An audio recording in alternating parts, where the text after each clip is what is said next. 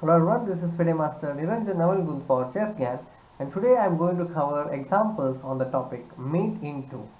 So in the previous examples you saw that I covered mate in 1 and I also told you how to spot checkmates in 1, and in this video I am going to show you about mate in 2. The only thing you must consider in addition to considering the checks is to keep an eye on the defenders. As you can see, after you have considered the placements of your best placed piece, you must also see which pieces are defending the opponent's king so that you can do something about it and then execute the checkmate. Let's go to the first example. You can see that this is black to play.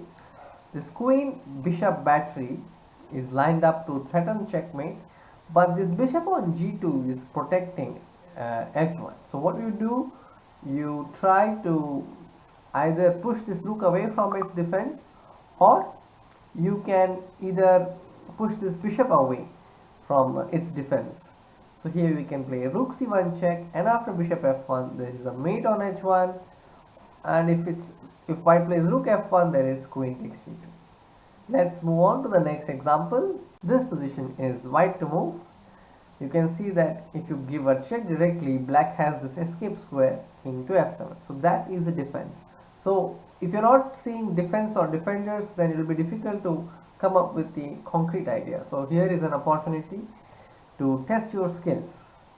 You see a checkmate in 2, analyze all the checks, sacrifices, checks, captures, threats and pawn breaks. In this position, if you give a check with f7, bishop has to take or the rook has to take, which is taking away the square from the king on g8. So f7 is the answer. If you take rook takes f7, there is a mate on h8, and if you take bishop takes f7, there also there is a mate on h8. Alright, on to the next example. This is white to move. Very simple. You can see that white has 2 rooks, but black has no pawns on the queen side where his king exists in this position. Queen is keeping an eye on the bishop, but this bishop on d6 is blocking the path of the rook. So you have to find a way to checkmate in just 2 moves. If you give queen e8 check, he can play king c7, and if you play rook b8 check, you can take bishop takes b8, but you need to know the follow-up. I'm going to reveal the answer now. Rook b8 check is the answer. Bishop into b8 is forced, and that gives the way for the queen and clears the line for the rook, so that queen takes d7 is a checkmate.